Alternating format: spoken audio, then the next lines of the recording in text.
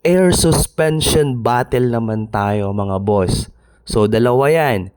Air sus can be your advantage or air sus din ang pwedeng magpahamak sa'yo during shows. So magkwentuhan tayo saglit habang pinapanood nyo tong video. So ito yung air suspension battle nung EB ng Lowbats nung nakaraang linggo. So kung mapapansin nyo mga boss, una nilang tinetesting is yung functionality ng air suspension or yung play. So tinitingnan nila dun yung smoothness. So hindi lang smoothness, dapat walang putol yung pag-air in and out. So those are the basics mga boss.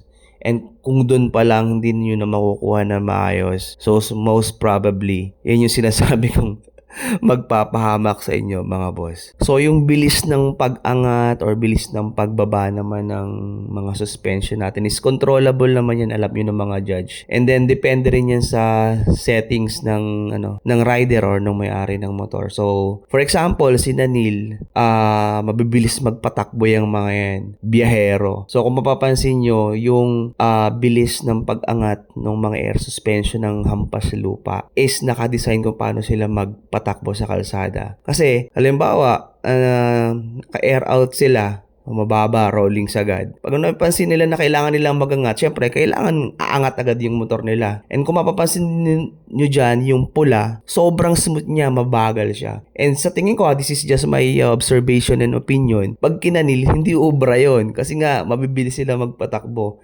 Kailangan mag-react agad ng suspension nila based dun sa current na road condition na dinadaanan nila. Parang gano'n mga boss, no? Gets nyo naman yung ibig ko sabihin, di ba? So, another challenge mga boss pag naka-air suspension ka is yung fitments, right? So, kasama yan or kasabay na sa pag-check yan mga boss. So, pag nag-air out ka, so dapat hindi nagtatamaan yung mga parts ng motor mo, gaya niyan. Yung cowling, hindi dapat tumatama sa fender, mga ganun. So, alam niya ng mga builder. So, isa yun sa mga tinitingnan ng judge. Tapos, tine-check din nila mga boss kung may air leak, o kaya oil leak, o kaya maselan yung mga judges, so ganyan. Siyempre, bago natin makalimutan, pag naka-air ka, dapat okay pa rin ang tindig ng motor mo, kaya naka-air in or air out yan. So, sa tingin ko mga boss, yun yung pinaka-basic pa lang na chine-check ng mga judges for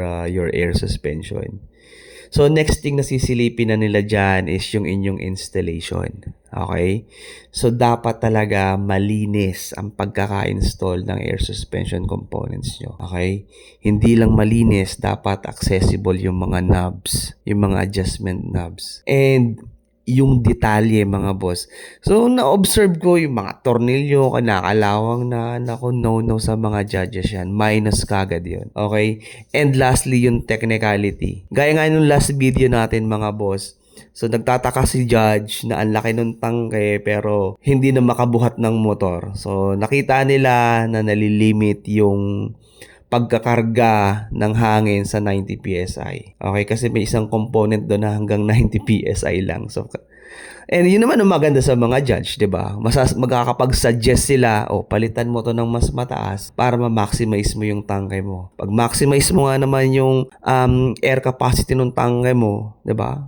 Mas kaya niyang iangat yung motor, 'di ba? Mas yung function niya is mafulfilled talaga. So, ayun mga boss, sa tingin nyo, alin dyan sa mga motor na pinakita natin yung may pinakamagandang play? Alright, so sa susunod na kwentuhan ulit mga boss, maraming salamat.